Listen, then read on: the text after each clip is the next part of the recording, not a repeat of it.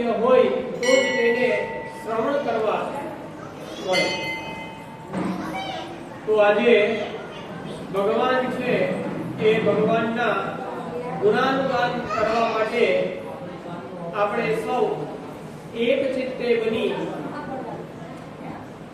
ભગવાનની અંદર અનન્ય ભાવ ધારણ કરી અને આજથી લઈ અને 7 દિવસ સુધી શ્રીમદ ભાગવત મહાપુરાણ છે એ મહાપુરાણમાં આવતા ધર્મ, અર્થ, કામ અને મોક્ષની પણ કર એવા ત્રિગુણાતીત પરમેશ્વર છે એ પરમેશ્વરની કૃપા છે એ કૃપાને પ્રાપ્ત કરી. મનુષ્ય જન્મ મળે એ ખૂબ જ દુર્લભ માનુષો દેહ. મનુષ્ય દેહ મળવો એ દુર્લભ છે. જ્યારે આપણે સારા કર્મ કર્યા હોય ને તો જ આપણને મનુષ્યનો દેહ પ્રાપ્ત થાય. તો આજે આપણે ખરેખર એટલા ભાગ્યશાળી છીએ કે સૌ કોઈને મનુષ્ય દેહ છે તેની પ્રાપ્તિ થઈ. ભગવાને જો આ દેહ આપ્યો હોય તો એ દેહ છે એ દેહ થકી આપણે એવા કાર્ય કરીએ કે જે કાર્ય ભગવાનને પ્રિય છે. મનુષ્યને પ્રિય કાર્ય તો આપણે કરતા હોઈએ છીએ, પણ તેનાથી આપણને શું મળે? ક્ષણિક લૌકિક સુખ મળે. પરંતુ ભગવાનને પ્રિય કાર્ય કરવાથી આપણને શાશ્વત શાંતિની પ્રાપ્તિ થાય છે. માટે 7 દિવસ સુધી એકાગ્ર ચિત્તે આપણે શ્રીમદ ભાગવત કથા છે તેનું પયપાન કરીશું. આ તો અમૃત વર્ષા છે. આ અમૃત વર્ષા સુખદેવજી મહારાજે જે વરસાવી છે એ વર્ષા છે એ વર્ષા સદાને માટે આનંદ આપનારી છે. તો તે આનંદમય આનંદપૂર્ણ એ પરમાત્મા છે એ પરમાત્માની કથા છે. એ કથાનો જેમ બને તેમ વધારે ને વધારે આપણે આસ્વાદન કરીએ. એવું કહેવાય છે જ્યાં સુધી આપણને કોઈ વસ્તુનું મહત્વ ન સમજાય ત્યાં સુધી આપણને તેમાં પ્રીતિ થતી નથી. સરસ મજાનો કોઈ એક હીરો હોય, રત્ન હોય, તે રસ્તા ઉપર પડ્યું હોય, નાનો બાળક જશે અને એને કોઈ પથ્થર સમજી અને એનાથી રમવા મળશે. પરંતુ એ જ સમયે કોઈ એક એ હીરાની પરખ કરનારો કોઈ ઝવેરી હશે. એ જ્યારે એ હીરાને જોશે ત્યારે એને ખ્યાલ આવશે કે આનું મૂલ્ય તો અલૌકિક છે. માટે શ્રીમદ ભાગવત મહાપુરાણ છે એ રત્ન કરતા પણ પર છે, કારણ કે સાક્ષાત ભગવાનનું રૂપ છે. તો આ શ્રીમદ ભાગવત મહાપુરાણ એ મહાપુરાણનું મહત્વ જ્યાં સુધી આપણે ન સમજીએ, એનું મહાત્મ્ય જ્યાં સુધી ન સમજીએ ત્યાં સુધી આપણને તેમાં પ્રેમ ન થાય. બિનુ પરિચય પ્રીત ન હોય. જ્યાં સુધી પરિચય ન થાય ને ત્યાં સુધી આપણને કોઈ સાથે સ્નેહ ઉત્પન્ન થતો નથી. શ્રીમદ ભાગવત મહાપુરાણ છે એને કોઈ પુસ્તક રૂપે આપણે સમજીએ, ગ્રંથ રૂપે સમજીએ તો એક નાનો બાળક જેવી રીતે એક રત્ન છે એ રત્નથી રમે છે તે પ્રકારની ક્રિયા આપણા દ્વારા થાય છે એવું સમજવું. પરંતુ જ્યારે આપણે તેનું મહાત્મ્ય સમજી લેશું કે શ્રીમદ ભાગવત ખરેખર છે શું, ત્યારે આપણે સતત અને સતત અહર્નિશમ તે પરમાત્મા છે એ પરમાત્માના આ સ્વરૂપ છે એ સ્વરૂપને અંતઃકરણમાં ધારણ કરીશું. માટે શ્રીમદ ભાગવત મહાપુરાણ, આ શ્રીમદ ભાગવત મહાપુરાણની અંદર પદ્મ પુરાણ અને એ પદ્મ પુરાણમાં આવતું શ્રીમદ ભાગવતનું મહાત્મ્ય છે, તે મહાત્મ્યને સૌથી પ્રથમ આજે આપણે સમજીશું. કારણ કે મહાત્મ્ય જ્ઞાન નારદજીએ ભક્તિ સૂત્રમાં કહ્યું છે કે ભગવાનની ભક્તિ આપણે કરવી હોય તો એમાં જ્ઞાન કેટલું હોય, જ્ઞાનની જરૂરિયાત કેટલી? તો કે બસ આ ભગવાનનું મહાત્મ્ય શું છે એ સમજીએ ને એટલું જ્ઞાન જરૂરી છે. એ ભગવાનનું મહાત્મ્ય સમજાઈ જશે ને પછી તો ભગવાનની અંદર આપણે સહજતાથી અને સરળતાથી પ્રીતિ થઈ જશે. માટે શ્રીમદ ભાગવત મહાપુરાણનું મહાત્મ્ય, આ મહાત્મ્ય પદ્મ પુરાણની અંદર આવે છે. પદ્મ પુરાણની અંદર મંગલાચરણનો સૌથી પ્રથમ શ્લોક છે, આપણે સૌ કોઈ સાથે બોલીશું કારણ કે આપણે સૌ કોઈને આ શ્લોક છે તે કંઠસ્થ છે. સચ્ચિદાનંદ રૂપાય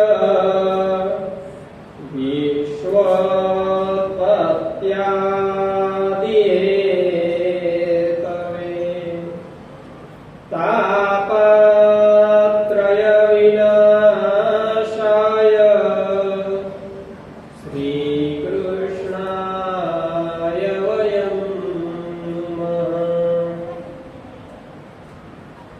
મહાત્મ્યના પ્રથમ શ્લોકમાં ભગવાન શ્રી કૃષ્ણને નમસ્કાર કર્યા છે. શ્રી કૃષ્ણાય વયમ નુમઃ. નૌમી નુવઃ નુમઃ સંસ્કૃત ભાષામાં આવતો ધાતુ નુમ ધાતુ અને એનું ક્રિયાપદ નુમઃ અર્થાત હું એકની, નૌમી અર્થાત હું એક. એવું ન કહેતા નુમઃ અર્થાત અમે બધા, વક્તા અને શ્રોતા બધા સાથે મળી અને ભગવાન શ્રી કૃષ્ણને નમન કરીએ છીએ. આ ભગવાન શ્રી કૃષ્ણ છે કેવા? તો કે સત, ચિત અને આનંદ સ્વરૂપ. આપણે ભગવાન કૃષ્ણ છે એ કૃષ્ણનું સ્વરૂપ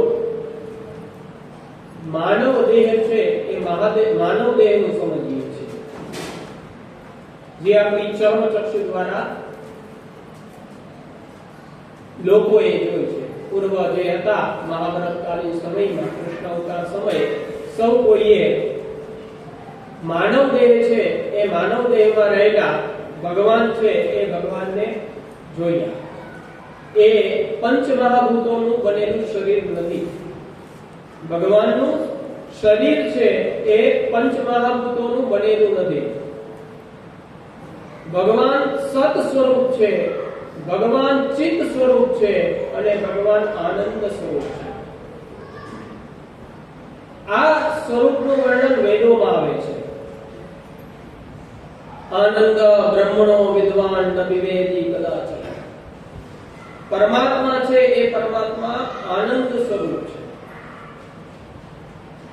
જેવી રીતે લૌકિક આનંદ આપણને થાય છે ને, એ લૌકિક આનંદ જ્યારે આપણે અમુક સમય પછી એ ક્ષીણ થઈ જાય, સારું ભોજન કર્યું, કોઈ સારો પ્રસંગ જોયો, સારી ક્રિયાઓ કરી, એનો આનંદ કેટલો સમય? ક્ષણિક. નવરાત્રીમાં 9 દિવસ ગરબા રમીએ, 9 દિવસ જેટલી વાર ગરબા રમીએ તેટલી વાર આનંદ, ઘરે આવીને થાકી જાય, સુઈ જાય, કારણ કે ક્ષણિક આનંદ છે. પરમાત્મા છે એ પરમાત્મા આનંદ સ્વરૂપ છે, અર્થાત આનંદ પુંજ છે. અને એ પરમાત્માના આનંદ સ્વરૂપના દર્શન કરવાથી આપણે અસ્ખલિત ધારા પ્રવાહમાં આનંદ છે એ આનંદને પ્રાપ્ત કરીએ. જે આપણને ક્ષણિક આનંદ થાય છે ને, એવો જન્મ જન્માંતર જ્યાં સુધી આપણે પરમાત્માની અંદર લીન ન થાય ને ત્યાં સુધી આનંદ છે ને એ આનંદની ધારા છે તે વહેતી જ રહે છે, વહેતી જ રહે છે, ખતમ જ ન થાય. આ પરમાત્માનું સ્વરૂપ છે, સત સ્વરૂપ, ચિત્ત સ્વરૂપ અને આનંદ સ્વરૂપ. આની ઉપર અનેક પ્રકારના વિદ્વાનો છે એમણે ટીકાઓ લખી છે અને એમાં આ પરમાત્માના સ્વરૂપ છે એ સ્વરૂપને વેદો છે એ વેદોની અંદર એનું નિરૂપણ કયા સ્થાનમાં કર્યું છે એ બધા સ્વરૂપના દર્શન આપણને કરાવ્યા છે. તો આ ભગવાન છે સત, ચિત્ત અને આનંદ સ્વરૂપ. એ ભગવાન વિશ્વની ઉત્પત્તિ, વિશ્વોત્પત્ત્યાદિ હેતવે, વિશ્વ એની ઉત્પત્તિ, આદિ હેતવે શબ્દ કીધો છે, અર્થાત આદિ શબ્દ દ્વારા ઉત્પત્તિ, એની સ્થિતિ અને એનો સંહાર. આ શબ્દ મુખ્ય નથી, પણ આદિ શબ્દ દ્વારા આપણે સમજવાનું કે જે પરમાત્માએ આ સૃષ્ટિની રચના કરી છે, જે પરમાત્મા છે એ આ સૃષ્ટિ છે એ સૃષ્ટિનું પાલન કરે છે. કારણ કે કોઈ વસ્તુ બનાવી દેવી એ તો સરળ છે, પણ એ જ વસ્તુનું રક્ષણ કરવું, એનું પાલન કરવું, એનું પોષણ કરવું બહુ જ કઠિન છે. મંદિર બનાવી દેવું સહેલું છે, પણ એ મંદિરનું રક્ષણ કરવું ને એ બહુ અઘરું છે. કદાચ ઘર બની જાય પણ એ ઘરને નિભાવવું હોય ને એ બહુ અઘરું છે.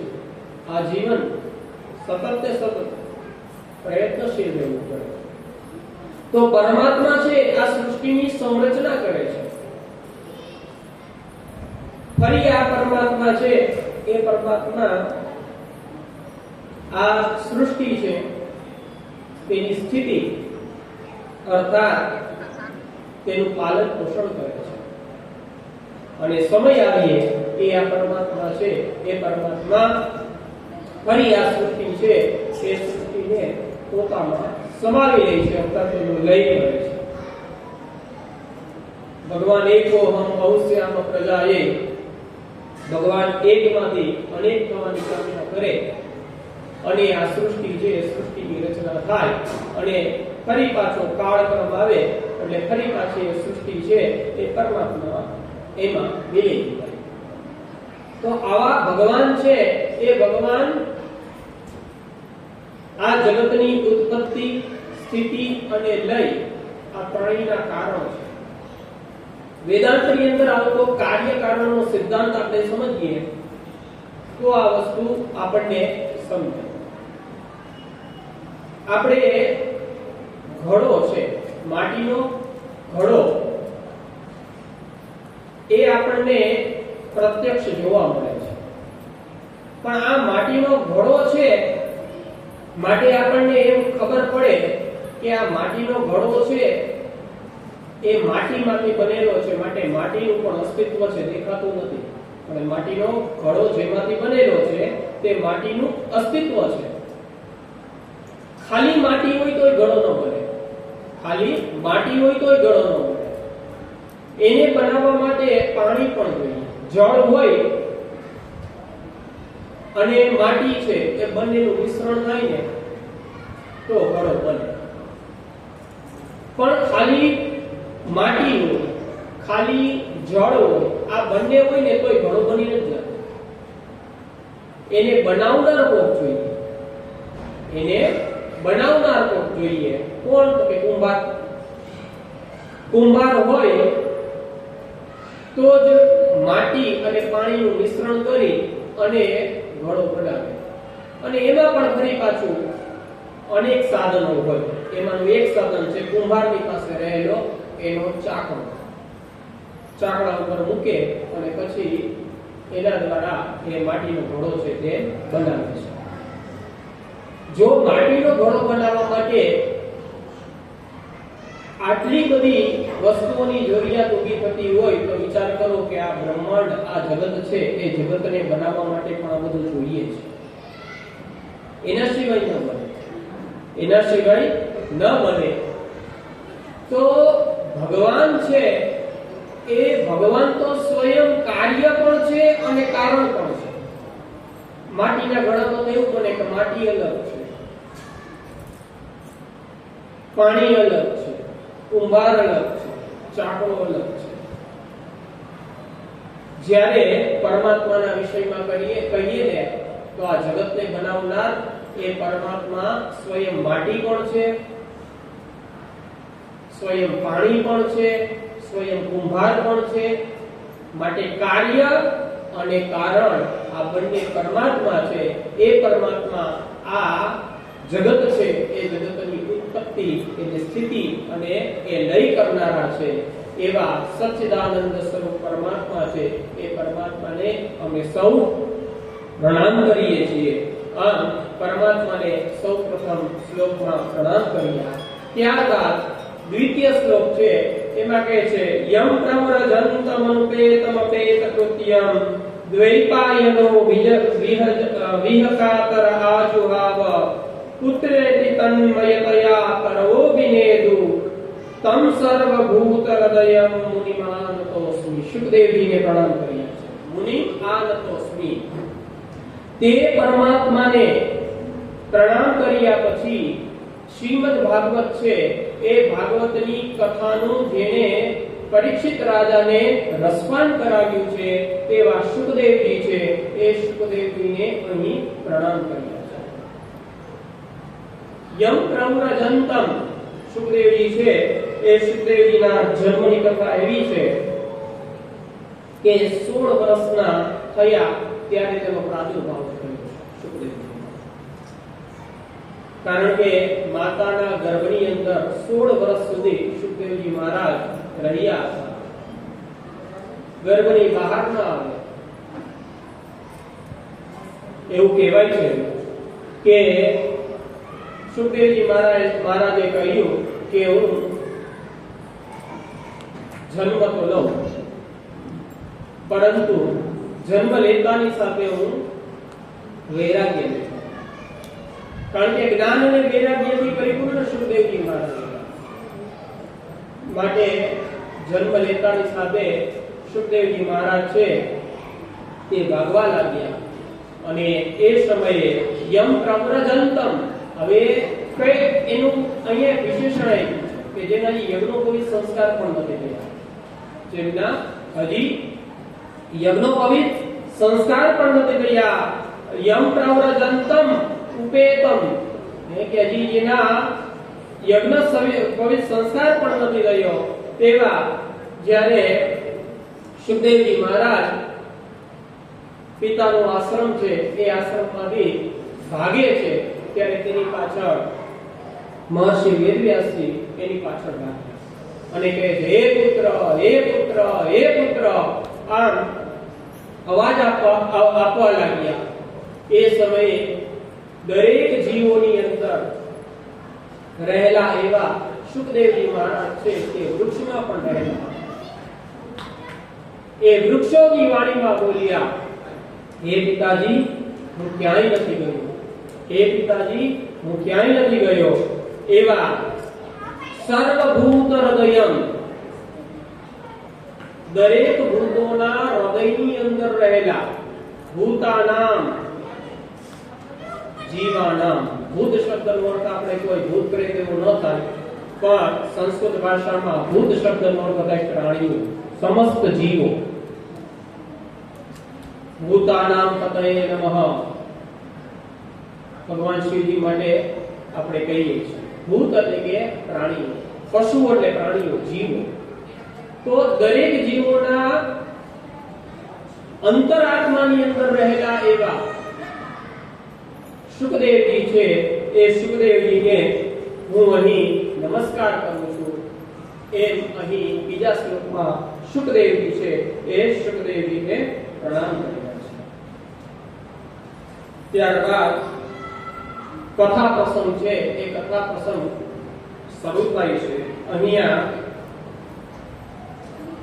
નૈમિષે સુતમાસીનમ અભિવાદ્ય મહામતિમ કથામૃત રસાસ્વાદ કુશલઃ સૌમતો બ્રવીત.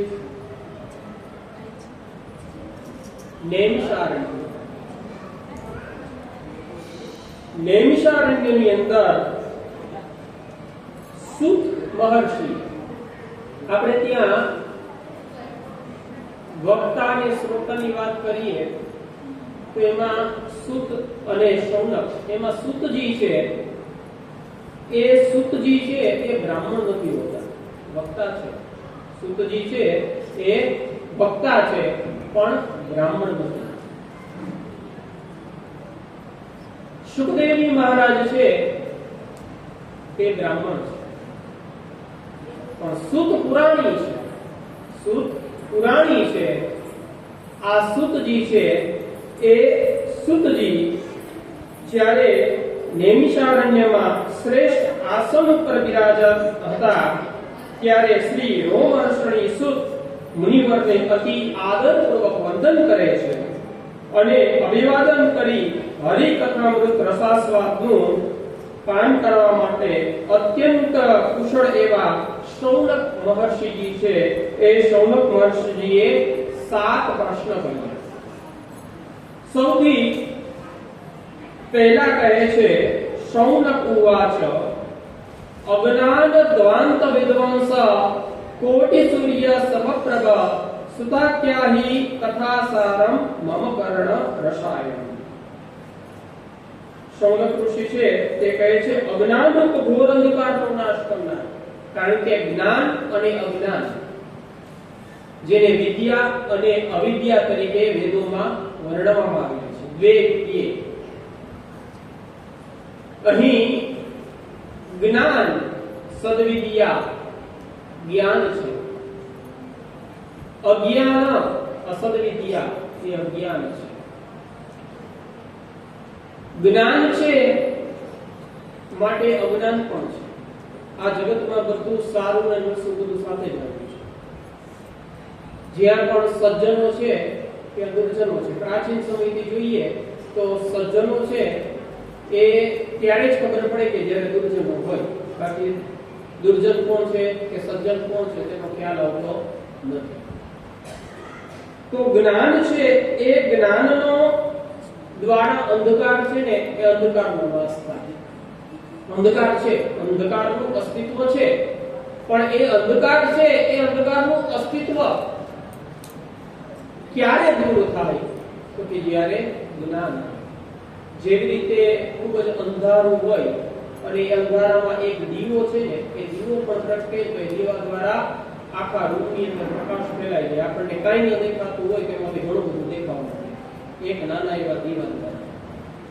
તેવી જ રીતે જ્ઞાન છે એ જ્ઞાનરૂપી દીપક દ્વારા અજ્ઞાન છે એ અજ્ઞાનનો અંધકાર થાય. માટે અહીં મહર્ષિ શૌનક છે એ શૌનક કહે છે કે અજ્ઞાનરૂપી ઘોર અંધકારનો નાશ કરનારા એવા કરોડ સૂર્ય સમાન તેજસ્વી હે મહર્ષિ સૂત મહારાજ. સૂત અને શૌનકના સંવાદમાં સૂત મહારાજ છે તેને કહે છે કે કથામૃત રસાસ્વાદ, જે કથા છે ને એના અમૃત રૂપી રસનો આસ્વાદ કરવા માટે મમ કર્ણ રસાયણ, મારા બંને કર્ણ છે ને એ કર્ણ રૂપી રસાયણ. કારણ કે કર્ણ રસાયણ કથા અમૃત છે. કથા અમૃત છે. કથા એ ઔષધિ છે. આપણા શરીરની અંદર રહેલા અનેક પ્રકારના રોગો છે એ રોગોનું શમન કરનારી એવી ઔષધિ એટલે એક સકા અમૃત છે. તો અહીં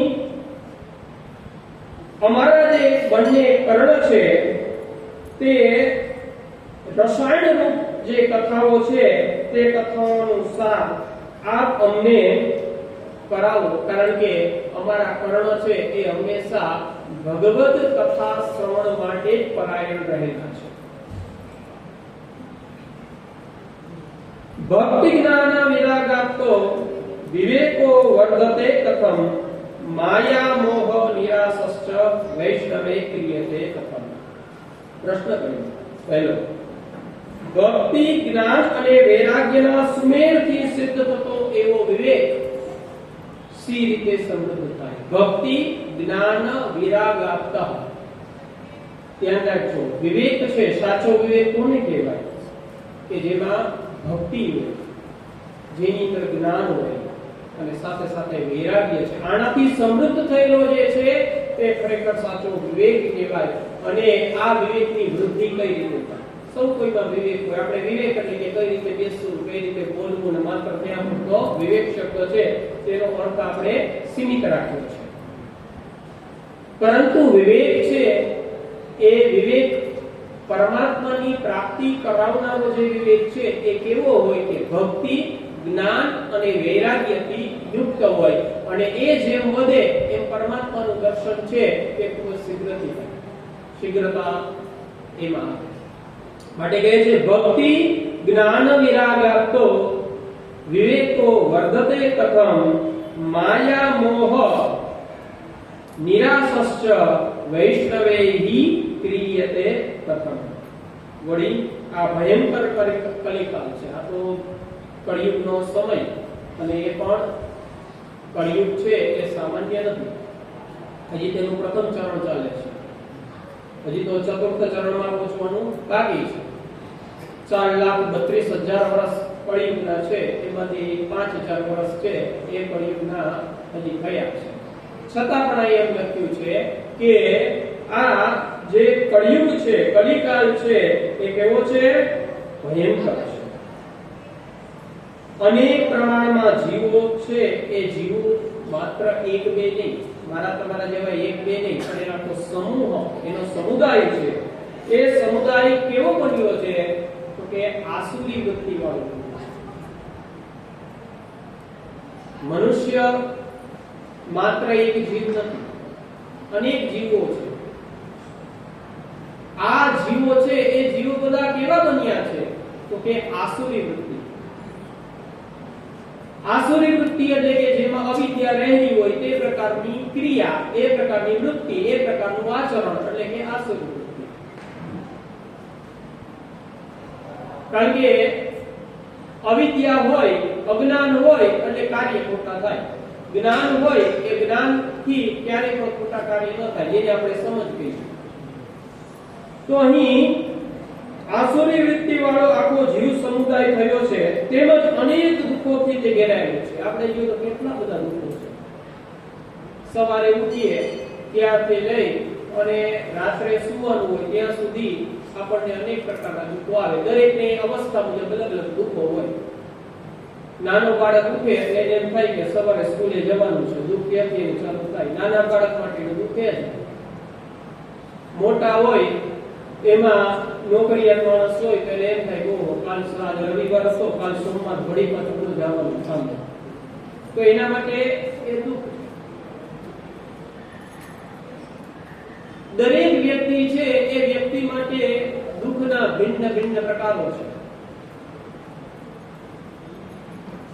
માટે દુઃખ છે ને એ દુઃખ કોઈ એક એવું નથી. મનુષ્ય જીવનની અંદર અનેક પ્રકારના દુઃખો છે ને એ દુઃખોથી ઘેરાયેલો એવો મનુષ્ય છે. અને સૌથી મોટામાં મોટું દુઃખ એટલે કે મૃત્યુનું. આ જગતમાં સૌથી મોટામાં મોટું દુઃખ હોય તો એ છે મૃત્યુનું, મરણ. મૃત્યુ નિશ્ચિત છે. સૌ કોઈનું મૃત્યુ નિશ્ચિત છે. મને પણ ખબર છે, તમને પણ ખબર છે કે આપણા સૌનું એક દિવસ મૃત્યુ થવાનું છે. પણ એ મૃત્યુ આપણા માટે દુઃખદાયી સંસારી લોકો માટે બને છે કારણ કે આપણે એનો ભય છે. આપણને મૃત્યુનો ભય છે, માટે એ ભય હોવાને કારણે આપણા માટે એ દુઃખદાયી છે. તો આ જગતની અંદર આપણે વિચારવા બેસીએ તો અનેક પ્રકારના દુઃખ છે, અને એના કરતા અઢળક પ્રકારના સુખો પણ છે. જેમ દુઃખો છે એમ આપણા જીવનમાં સુખો પણ છે, અને એનું પ્રમાણ પણ ખૂબ જ મોટું છે. આપણા સ્મૃતિ ગ્રંથોમાં તો એવું કીધું છે કે આમ જોઈએ તો સુખ કે દુઃખ કઈ છે, સુખ કે દુઃખ કઈ છે. સુખ અને દુઃખ એક માત્ર અવસ્થા છે. સુખ અને દુઃખ માત્ર એક અવસ્થા છે. આમ બીજી ભાષામાં એમ કીધું, સર્વમ પરવશમ દુઃખમ સર્વમ આત્મવશમ સુખમ એતદ વિદ્યાત સમાસેન લક્ષણમ સુખ દુઃખયો. સ્મૃતિકાર મનુ મહારાજે કહ્યું છે કે સુખ અને દુઃખનું લક્ષણ શું? સુખ કોને કહેવાય અને દુઃખ કોને કહેવાય? તો કે સુખ એને કહેવાય કે જે બધું આપણે આધીન છે ને એ બધું સુખ, જે આપણા વશમાં નથી એ બધાને દુઃખ કહેવાય. જ્યારે કોઈ વૃદ્ધ અવસ્થાએ પહોંચે, પથારી વશ હોય, પથારીમાંથી ઊભા ન થઈ શકે, એને પાણીની તરસ લાગી હોય, પાણી પીવું હોય, ઘરે એમ કહે કે મને પાણી આપો તો, ઘરે પરિવારમાં બહુ દીકરો જે કઈ હોય એને કહે મને પાણી આપો તો, એ સમયે ઘરના પરિવારના સભ્ય હશે કોઈ કાર્યમાં વ્યસ્ત હશે, એ વ્યસ્તતાને કારણે કદાચ પાણી આપવામાં 5 મિનિટ લેટ થઈ ગયું. ત્યારે કેવું બને કે ભૂલાઈ પડે. ત્યારે પથારી વસ રહેલો વ્યક્તિ હશે ને એ વ્યક્તિ ખૂબ જ દુઃખ અનુભવશે. મારું તો કોઈ સ્થાન નથી, મારી તો આ ઘરમાં કોઈ કિંમત નથી, વેલ્યુ નથી, એવું થશે. શું કામે? પરાધીનતા છે. એમ કહેશે જો હું સ્વાધીન હોત તો કઈ હું નહોતા, મારી જાતે લઈને હું તો પરાધીન છું એટલે તમને કહું છું, બાકી થોડું કઈ હું તમને કહું. ઘણી વાર તો પકડાવી નાખે આમ કહીને, ભલે સામેની વ્યક્તિની પરિસ્થિતિ ન સમજી શકતા, પણ એ દુઃખ થાય છે. તો પણ જે સ્વાધીન વસ્તુ છે ને એ સ્વાધીનતામાં ક્યાંય દુઃખ નથી રહેતું. જે વસ્તુ આપણા હાથમાં હશે ને એ વસ્તુમાં આપણને કોઈ પણ પ્રકારની દુઃખ છે ને દુઃખ નથી આવતું. દિવાળીમાં ખરીદી કરવી હોય, સાડી લેવી હોય કે કપડા લેવા હોય, પપ્પા પાસે કે પરિવારમાંથી સભ્ય પાસેથી માંગવા પડે અને ન આપે એટલે દુઃખ થાય. પણ જો આપણે કમાતા હોય ને આપણા ખિસ્સામાં પડ્યા હોય તો આપણે કોઈ પણ પ્રકારનું દુઃખ થતું નથી, આપણે લઈ શકીએ છીએ, કારણ કે આ સ્વાધીન છે. તો એ રીતે અહીં આ જગત છે એ જગતની અંદર આ જીવ છે એ જીવ આસુરીયુક્તિ વાળો બનેલો છે અને સાથે સાથે અનેક પ્રકારના દુઃખોથી તે ઘેરાયેલો છે. માટે તેની આસુરી વૃત્તિ શુદ્ધ કેવી રીતે થાય તે માટેનો કોઈ યોગ્ય સાધન હોય, તેનો કોઈ ઉપાય હોય તો કૃપા કરી અને મને કહો. આગળ પ્રશ્ન કરે છે કે કલ્યાણ કરનારા સમસ્ત સાધનોમાં, આ જગતમાં અનેક પ્રકારના સાધનો છે જેનાથી આપણે આપણું કલ્યાણ સમજતા હોય. એક તો ભૌતિક વસ્તુ દ્વારા આપણે આપણું કલ્યાણ સમજતા હોય. ઘરની અંદર પેલા તો ઘર ન હોય એટલે ઘર આવે તો એમ થાય કે આનાથી મારું કલ્યાણ થયું. ઘર આવે પછી એમાં ફર્નિચર ન હોય, ફર્નિચર કરીએ એટલે એમ થાય કે આનાથી મારા કલ્યાણ થયું. આપણે એને સુખ સમજીએ છીએ. એવી રીતે અનેક પ્રકારની વસ્તુઓ છે. એ વસ્તુઓ લૌકિક વસ્તુની વાત કરીએ તો એ લૌકિક વસ્તુઓમાં પણ આપણે આપણું કલ્યાણ જોનારા છીએ. તો અહીં કહે છે કે કલ્યાણ કરનારા સમસ્ત સાધનોમાં, આ તો લૌકિક સાધનો છે, પણ આ લૌકિક સાધનો તો અહીંયા જન્મ લઈએ છીએ અને અહીંયા છીએ ત્યાં સુધી, પણ આપણે તો પારલૌકિક મૃત્યુ થયા પછીની વાત કરવાની છે.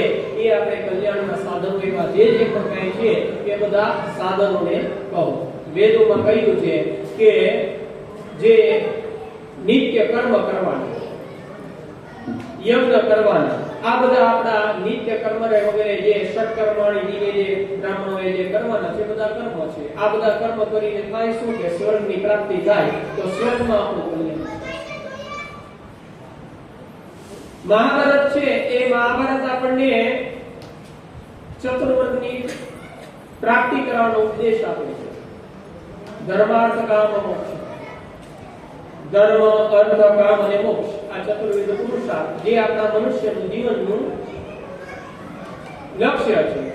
ધર્મની પ્રાપ્તિ કરીએ, એ ધર્મની સાથે સાથે અર્થને મેળવીએ, અર્થની પ્રાપ્તિ થાય એના દ્વારા કામનાઓને સિદ્ધ કરીએ અને કામનાઓ દ્વારા મોક્ષની પ્રાપ્તિ. કારણ કે આપણો અલ્ટિમેટ ગોલ અર્થ અને કામ નથી, આપણો મુખ્ય હેતુ છે, મુખ્ય ધ્યેય છે, જીવનનું મુખ્ય લક્ષ્ય છે મોક્ષ છે. આપણે સૌ કોઈ પણ કામ કરીએ ને એ બધા કામની પાછળ એક જ વસ્તુ છે કે આપણને મોક્ષ મળે. કોઈ પણ વ્યક્તિ છે એ મોક્ષ નથી ઈચ્છતો એવું નથી. કદાચ મોક્ષ વિશે ખબર ન હોય એવું બની શકે, પણ સૌ કોઈને મોક્ષ તો જોઈએ જ છે.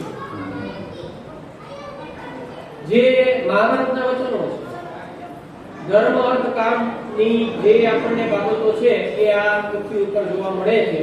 એ બાબતોમાં તમને મહાભારતના આપણે દર્શન કરીએ તો એમાં જોઈએ. માટે આ એક સાધન છે.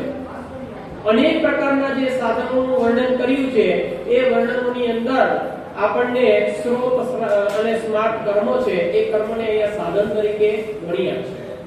તો આ બધાના કર્મો છે એ કર્મને અહીં સાધન તરીકે કહ્યા છે. તો આ બધા સાધનો છે એ સાધનોમાં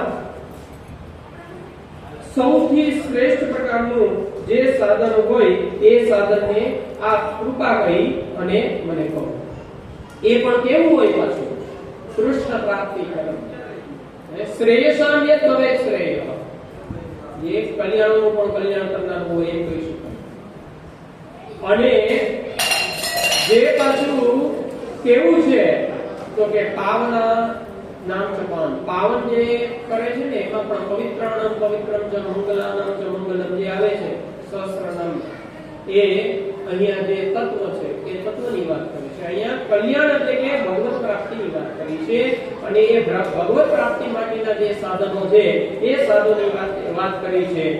કૃષ્ણ પ્રાપ્તિ કરમ શાશ્વત. અહીંયા શ્રીમદ ભાગવત છે એ ભગવાન શ્રી કૃષ્ણ છે એ કૃષ્ણની લીલાનું તેના ગુણોનું વર્ણન કરતો એવો આ મહાપુરાણ છે. તો એમાં આ શ્રી કૃષ્ણ ભગવાન છે એની પ્રાપ્તિ કરનારાનું એવું જે શાશ્વત સાધન કઈ કહેવાય. કૃષ્ણ પ્રાપ્તિ કરમ શાશ્વત, જે પણ કોઈ કાયમ માટે જે રહે તે પ્રકારનું ભગવાન છે એ ભગવાનની પ્રાપ્તિમાં સદાને માટે મન રહે તે પ્રકારનું જે પણ કાંઈ સાધન હોય તદ વદ અધુના. અધુના એટલે અત્યારે જ, પછી નહીં, હમણાં નહીં, આવતા લેક્ચરમાં કહેજો એમ નહીં, અત્યારે જ અમે આપની પાસે જે બેઠેલા છીએ તો કૃપા કરી અને આપ અત્યારે અમને શ્રી કૃષ્ણ ભગવાનની પ્રાપ્તિ કરનારું એવું જે સાધન હોય તે સાધન આપ મને કહો. અહીંયા કહે છે ચિંતામણી લોક સુખમ. ચિંતામણી છે એ એવો છે કે આ ભૂલોકની અંદર જે પણ કઈ આપણે સુખની કામના હોય ને એમને પૂર્ણ કરનાર માટે ચિંતામણી લોક સુખમ. આ ચિંતામણી છે તે આ લોક છે એ લોકને સુખને આપનારો છે. આ લોકોમાં જે પણ કઈ આપણે સુખોની કામના કરીએ છીએ એ આપનારા છે. સુરદ્રુહુ સુરાણામ દ્રુહુ ઇતિ સુરદ્રુહુ.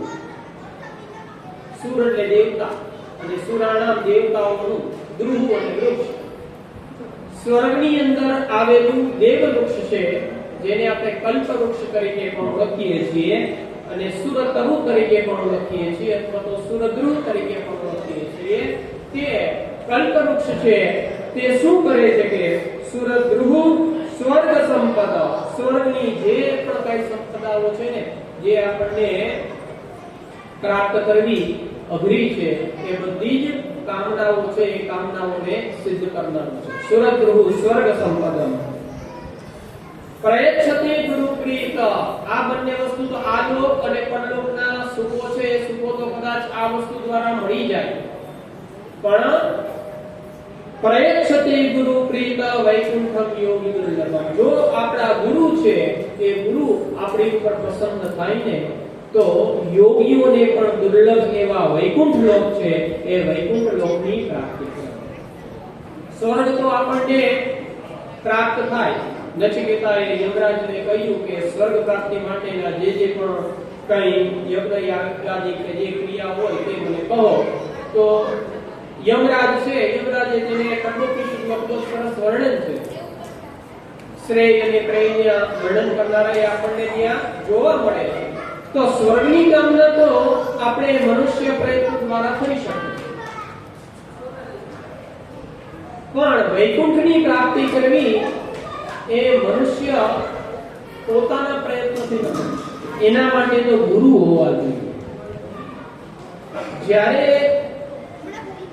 ગુરુ તો હોય, ઘણી વાર આપણે ગુરુ બનાવી દઈએ, પણ સમિત પાણી શિષ્ય શ્રોત્રિયમ બ્રહ્મનિષ્ઠમ ગુરુ અભિગચ્છ. ગુરુ પણ કેવા હોવા જોઈએ? સમિત પાણી શિષ્ય. શિષ્ય છે ને ગુરુ પાસે જાય તો એમ કહેવાય છે અમુક જગ્યાએ ખાલી હાથે ન જાય. એક રાજા પાસે ખાલી હાથે ન જવાય, એક ગુરુ પાસે ખાલી હાથે ન જવાય, એક મંદિર છે એ મંદિરમાં ખાલી હાથે ન જવાય. તો આવી રીતે ગુરુ છે એ ગુરુ પાસે શિષ્ય જાય છે. કેવો શિષ્ય? તેનું વિશેષણ આપ્યું સમિત પાણી, જેના પાણી એટલે કે હાથ, જેના હાથમાં સમિધાઓ રહેલી છે તેવા. શ્રોત્રિયમ બ્રહ્મનિષ્ઠ, જે શ્રોત્રિય છે અને બ્રહ્મનિષ્ઠ નિષ્ઠા રાખનારો છે, એ પ્રકારનો જે ગુરુ છે એ ગુરુ પાસે જાય. તો જો આપણા આવા ગુરુ હોય અને આ ગુરુની જો આપણી ઉપર કૃપા થાય, તેની જો આપણી ઉપર પ્રસન્નતા થાય, તો એના દ્વારા યોગીઓને પણ દુર્લભ એવા આ વૈકુંઠ છે એ વૈકુંઠની પ્રાપ્તિ કરાવે છે. માટે આપ અમારા ગુરુ છો અને આપ અમને એવી કૃપા કરો કે આ વૈકુંઠ લોક છે એ વૈકુંઠ લોકની પ્રાપ્તિ થાય, અર્થાત કૃષ્ણ ભગવાન છે એની અમને શાશ્વત શાંતિ પ્રાપ્તિ થાય એવી અમારી ઉપર કૃપા કરો. આવી રીતે શૌનક વગેરે ઋષિઓ હતા, એમણે સૂત પુરાણી છે એમને પ્રશ્ન કર્યો. ત્યારે સૂતજી કહે છે, પ્રીતઃ શૌનક ચિત્તે તે યતો વચમી વિચાર્ય ચ સર્વ સિદ્ધાંત નિષ્પન્નમ સંસાર ભયનાશનમ. સૂતજી છે એ સૂતજી કહેવા લાગ્યા કે આ જગત છે એ જગતની અંદર જ્યાં સુધી લોકોને પરમાત્માની અંદર મન લાગતું નથી, ત્યાં સુધી ખરેખર એનું ચિત્ત, એનું મન છે તે નકામું છે. માટે કહ્યું કે આપના હૃદયમાં ભગવાનના ચરણોમાં ભગવત કથા શ્રવણમાં ખૂબ જ પરમ પ્રીતિ છે. ભગવાનમાં પ્રીતિ થાય, ભગવાનની અંદર મન છે એ સ્થિર થાય, તો એ આપણું મન છે એ મન શુદ્ધ છે એવું સમજવાનું. અને સંસારના સુખોમાં જો આપણું મન છે એ પ્રસન્ન થાય, એમાં જો સ્થિર થાય, તો એ સમજવાનું કે આપણું આ મન છે એ ક્લિષ્ટ છે. યોગ સૂત્રમાં મનોવૃત્તિઓ કહી છે, યોગનું લક્ષણ આપતા કહ્યું છે યોગસ્ ચિત્તવૃત્તિ નિરોધ. ચિત્તવૃત્તિઓને રોકી રાખવો એનું નામ છે યોગ. અને આ યોગ છે એ યોગ ત્યારે જ સિદ્ધ થાય કે આપણી આ વૃત્તિઓ છે તેને આપણે રોકી શકીએ. અને આ વૃત્તિઓના બે પ્રકારની કીધા, વૃત્તય પંચતવ્ય ક્લિષ્ટાહ અક્લિષ્ટા. 5 પ્રકારની જે વૃત્તિઓ છે એને ક્લિષ્ટ પણ કહી છે અને અક્લિષ્ટ પણ કહી છે. તો અહીં કહે છે કે તમારું મન છે એ ભગવાનની અંદર, ભગવાનની કથાની અંદર જોડાયેલું છે અને આવી રીતે ભગવત કથા શ્રવણની અંદર પુષ્કળ પ્રીત બનેલું એવું આપનું જે મન છે એ મનને જાણી અને પૂર્ણ એવા સંતોષ થાય એ રીતના હું આપને આ સંસારના ભયનો નાશ કરનાર તેમજ જે સર્વ સિદ્ધાંતો, જેમાં સર્વ સિદ્ધાંત નિષ્પન્નમ અને સંસાર ભય નાશનમ, એટલે કે જે સર્વ સિદ્ધાંતોના વિચારથી નક્કી થયેલા જે પણ કાંઈ ભગવાનની પ્રાપ્તિ કરવાના જે સાધનો છે એ સાધનોને હું આપને કહીશ. એ કેવા છે?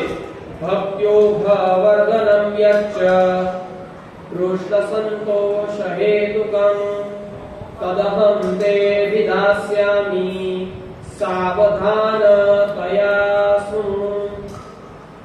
સૌથી પહેલા કહ્યું કે આ ભગવાન છે એ ભગવાનની અંદર ભક્તિ ઉત્પન્ન કરનારા એવા જે સાધનો છે, જે હું તમને અહીં ઉપાય કહીશ એ બધા કેવા છે? તો કે સૌથી પહેલા ભગવાન છે એ ભગવાનની અંદર ભક્તિ ઉત્પન્ન કરનારા છે.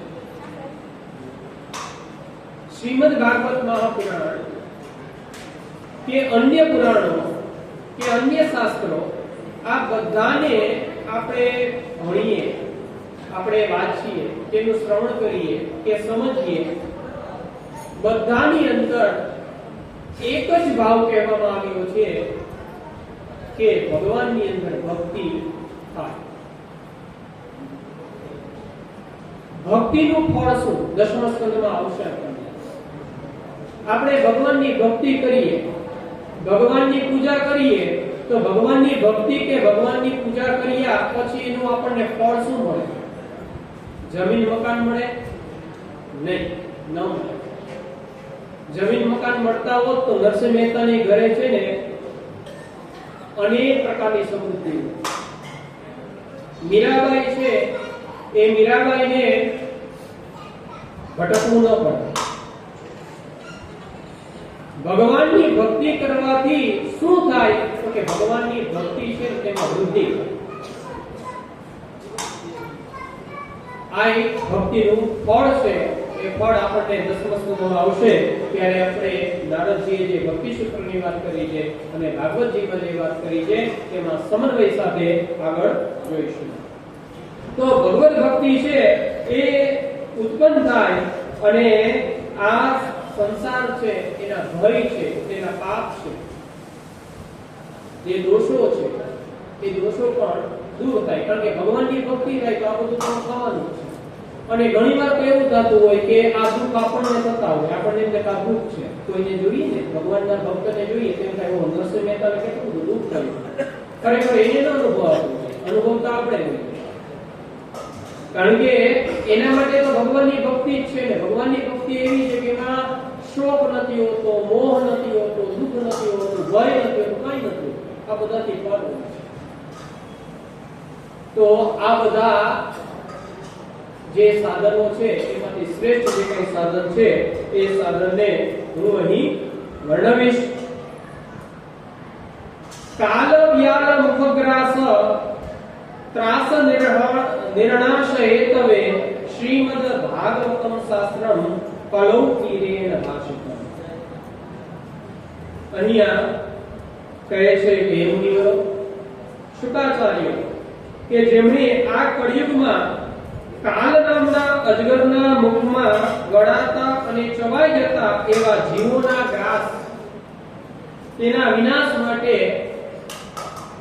અને તેમાંથી બચવા માટે શ્રીમદ ભાગવત શાસ્ત્ર છે એ શાસ્ત્રને કહેલું છે કીરેણ ભાષિતમ. કીર એટલે કે પોપટ. અહીંયા સુખ એવો અર્થ કરવાનો.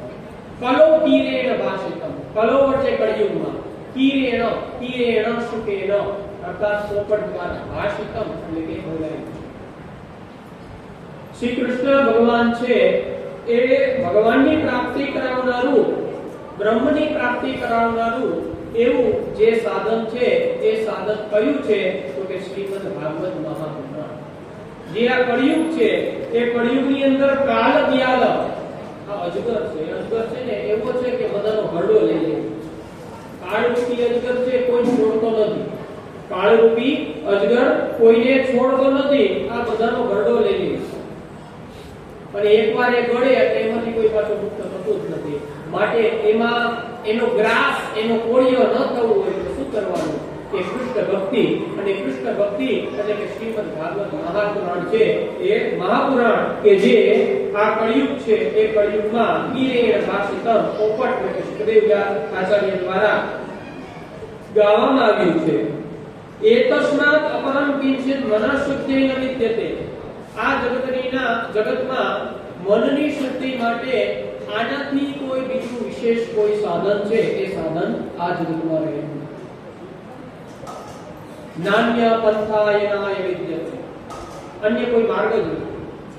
આ જગતમાંથી મુક્ત થવું હોય તો હરિશરણમ, હરિશરણમ, ભગવાન નારાયણનું નામ લો. એ જ આ જગત છે એ જગતમાંથી મુક્તિ થવાનો ઉપાય છે. અને એ એટલે કે શ્રીમદ ભાગવત મહાપુરાણ. જન્માંતરે ભવેત પુણ્યમ તદા ભાગવતમ લભે. અને શરૂઆતમાં કહ્યું ને કે આ ભાગવત તો છે, પણ આ ભાગવતની પ્રાપ્તિ કેમ થાય? તો કે આ ભાગવતની પ્રાપ્તિ આપણા એક નહીં અનેક જન્મ છે ને એ અનેક જન્મના પુણ્યનો સંચય થાય ને ત્યારે આપણને આ શ્રીમદ ભાગવત છે તેનું શ્રવણ કરવા મળે. પરીક્ષિતે કથાં વક્તું સભાયાં સંસ્થિતે શુકે સુધા કુંભં ગૃહીત્રેવ દેવા તત્ર સમાગમન. સુકાલ સ્થાન જે પરીક્ષિત મહારાજ હતા તેમને સુખદેવજી મહારાજે કથા કહી હતી. તો જ્યારે પરીક્ષિત મહારાજ રાજ સંપત્તિ સત્તા સર્વનો ત્યાગ કરી ગંગા કિનારે શ્રીમદ ભાગવતજીની કથા સાંભળવા માટે બેઠા હતા, એ સમયનો પ્રસંગ છે તે અહીં વર્ણવે છે કે જ્યારે પરીક્ષિત મહારાજ કથા સાંભળવા માટે બેઠેલા હતા ત્યારે સુધા કુંભમ, સુધા એટલે અમૃત, કુંભમ એટલે કે ઘડો, અર્થાત અમૃતનો ઘડો લઈ ગૃહિતવા એવ ગૃહિતવેવ સુધા કુંભમ એ ઘડાને ગ્રહણ કરીને દેવાહા તત્ર સમાગમન સ્વર્ગની અંદર રહેલા જે દેવતાઓ હતા એ બધા દેવતાઓ ત્યાં પધાર્યા. સ્વર્ગલોકમાંથી પૃથ્વી લોક ઉપર સુખદેવજી મહારાજે પરીક્ષિત રાજાને જે સ્થાન ઉપર ગંગા કિનારે કથા કહે છે એ સ્થાન ઉપર દેવતાઓ છે એ દેવતાઓ આવ્યા. સુકમ નત્વા વદં સર્વે સુકાર્ય કુશલાસુરા. દેવતાઓ છે ને એને સ્વાર્થી કીધા છે. દેવતા ઇન્દ્રાદી દેવતાઓ છે એ કાર્ય ને સાધવા માટે પોતાના સ્વાર્થની સિદ્ધિ કરવા માટે કોઈ પણ પ્રકારના કાર્ય કરી શકે. એ જરૂર પડે તો અસુરો સાથે દોસ્તી પણ કરે. ખબર પડી કે સમુદ્ર મંથન છે તે કરીશું તેમાંથી અમૃત મળશે અને એનું આપણે પાન કરીશું તો આપણે અમર થશું. હવે આપણે તો કરી શકીએ એમ નથી એકલા, એમાં અસુરોની જરૂરિયાત પડે તો ચલો અસુરો સાથે દોસ્તી કરી, એની સાથે દોસ્તી પણ કરી. ગુજરાતીમાં કહીએ ને કે ગરજ થાય ત્યારે ગધેડો છે ગધેડાને પણ આપણે સારા શબ્દમાં કહીએ તો વંદન કરી લઈએ. તો અહીંયા દેવતાઓ છે કેવા છે? સ્વકાર્ય કુશલાહા સુરાહા. સુરાહા પોતાના કાર્યને સાધવામાં જે કુશળ છે તે એવા દેવતાઓ છે એનું વિશેષણ આપ્યું છે. કથા સુતામ પ્રયચ્છસ્મે, અને કહે છે કે આ કથા રૂપી જે અમૃત છે એ અમૃત તમે અમને આપો. કથા સુતામ પ્રયચ્છસ્વ, અને આ જે અમૃત છે કે જે અમૃતનું પાન કરી અને પરીક્ષિત રાજા છે કે પરીક્ષિત રાજા અમર થઈ જશે, એ અમૃત છે એ અમૃતને તમે ગ્રહણ કરો અને પરીક્ષિત રાજાને અમૃત આપી દો. માટે એને તક્ષકના કાવ્યને કરણશે તો પણ તેનું મૃત્યુ નહીં થાય. અને આ કથારૂપી જે અમૃત છે એ અમૃત તમે અમને આપો. આવી રીતે દેવતાઓ છે એ દેવતાઓ આ વિનિમય કરવા માટે આવ્યા. એવં વિનિમયે જાતે સુધારાજ્ઞા પ્રપીયતામ પ્રકાશ્યામો વયં સર્વે શ્રીમદ ભાગવતામૃતમ. આ શ્રીમદ ભાગવત રૂપી અમૃત છે તે અમૃત અમને આપો. ત્યારે પરીક્ષિત રાજા હતા એને પૂછ્યું સુખદેવજી મહારાજને કે આ અમૃત અને શ્રીમદ ભાગવત મહાપુરાણ છે આ બંનેમાં શ્રેષ્ઠ શું છે? અમૃત છે અને શ્રીમદ ભાગવત મહાપુરાણ છે આ બંનેમાં શ્રેષ્ઠ શું? માટે કે ક્વસુદાત્મ કથાલોકે ક્વકાચ મણિ મહાન બ્રહ્મમાતો ચાર્યેવ પ્રદાદેવં જહાસહ.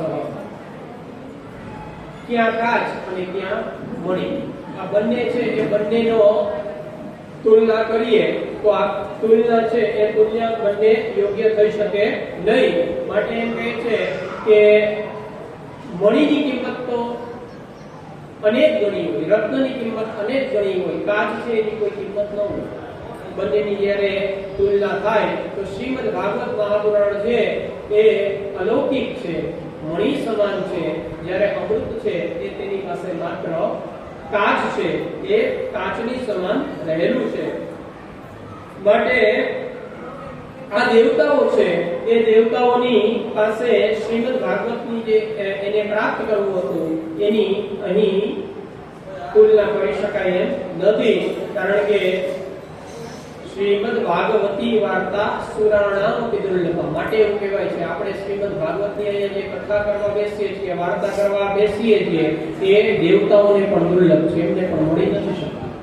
મનુષ્ય જન્મ લઈ અને આપણને જે આ પ્રાપ્ત થઈ છે એ આ શ્રીમદ ભાગવતની વાર્તા છે, કથા છે, એના જે પણ કાંઈ એક શ્લોકાદમ શ્લોકપાદમ એક શ્લોક હોય કે એકાદો અક્ષર પણ હોય, એનું પણ જો આપણને અહીંયા જ્ઞાન થશે ને, એનું પણ શ્રવણ થશે ને, એ શ્રવણ દેવતાઓને પહોંચતું નથી. માટે આ સુરાણામપી દુર્લભમ રાજા હતા. એ રાજા તો અહીંયા મોક્ષ છે, એ મોક્ષને મેળવવા માટે બેઠેલા હતા. માટે બંનેની હવે તુલના રાજા પરીક્ષિતને થઈ કે આ બંનેમાં શ્રેષ્ઠ શું, માટે તેની તુલના કરવામાં આવી. એક બાજુ રાજવામાં અમૃત મૂકવામાં આવ્યું અને એક બાજુ શ્રીમદ ભાગવત છે તેને મૂકવામાં આવ્યું. સત્ય લોકે તુલામ વદવા તોલેન સાધનાન્યજ લઘુની અન્યાની જાતાની ગૌરણેવ ઇદમ મહત તદાંશગણા સર્વે વિસ્મયમ. બીજા બધા સાધનો હતા ને, બધા કેવા થઈ ગયા? સામાન્ય. બધા સાધનો છે એ સાધનો સામાન્ય થઈ ગયા. શ્રીમદ ભાગવત છે એ શ્રીમદ ભાગવતની સમીપમાં એ ભગવાનની કથા, એ ભગવાનના ગુણાનુવાદ છે, એ ભક્તિની અંદર બધું જ છે એ ક્ષીણ થઈ ગયું, અર્થાત ન્યૂન થઈ ગયું. ભગવાન ભાગવતનું સ્વરૂપ શું કામે શ્રેષ્ઠ છે? તો કે મેનિરે ભગવદ રૂપમ શાસ્ત્રમ ભાગવતો ફલો પઠનાત શ્રવણાત સત્યો વૈકુંઠમ કરતાય. શ્રીમદ ભાગવત છે એ ભગવાનનું સાક્ષાત સ્વરૂપ છે અને આ વૈકુંઠ છે એ વૈકુંઠના ફળને આપનારું છે. જ્યારે અમૃતનું પાન કરીએ તો અમરતા પ્રાપ્ત થાય, સ્વર્ગની પ્રાપ્તિ થાય. શ્રીમદ ભાગવત છે તે અમૃતનું પાન કરવામાં આવે તો વૈકુંઠ છે એ વૈકુંઠને પ્રાપ્ત કરનારું છે. સપ્તાહેન સુતમ છે તત સર્વકામુક્તિદાયકમ. સપ્તાહ 7 દિવસ સુધી જો આનું શ્રવણ કરવામાં આવે તો એ મુક્તિ આપનારું છે. સનકાદી ઋષિગણોએ પહેલા નારદ વગેરેને આના વિશે કહેલું. જોકે શ્રીમદ ભાગવત વિશે સનક વગેરે ઋષિઓ છે, સનાતન વગેરે સનત કુમાર વગેરે ઋષિઓ છે, તેણે નારદજીને જે કહ્યું એ પૂર્વે ચતુશ્લોકી ભાગવત નારદજીને બ્રહ્માજી પાસે પ્રાપ્ત થયેલું હતું.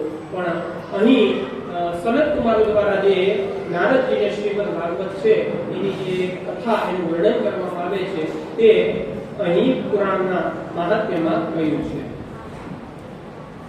લોક વિગ્રહ મુક્તસ્ય નારદસ્ય સ્થિરસ્ય જ વિદસ્રવે તુતા પ્રીતિ સંયોગ પ્રવેશ સહ.